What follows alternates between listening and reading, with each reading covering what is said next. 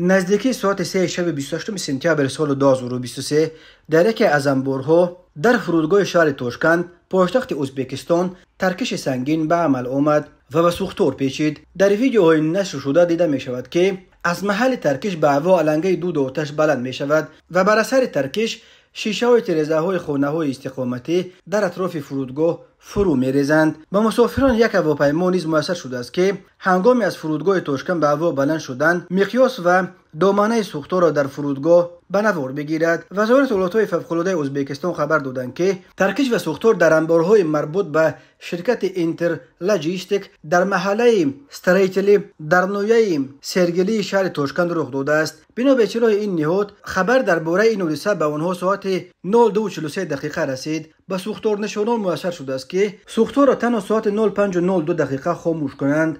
در فرو نشاندن سوختار 16 ماشین سوختار نشانی اشتراک کردند.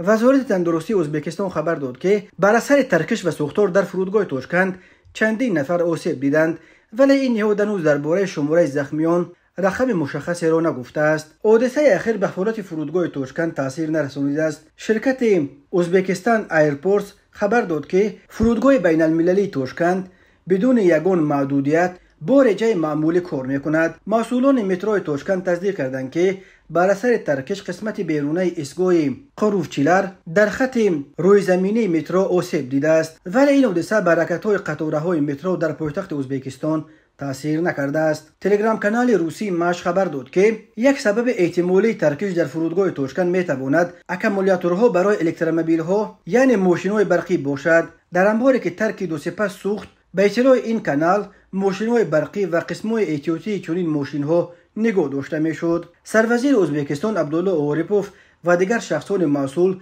به جای حادثه آمدند. به ساکنانی که منزل‌هایشان در این حادثه آسیب دیدند وعده جبران دادند.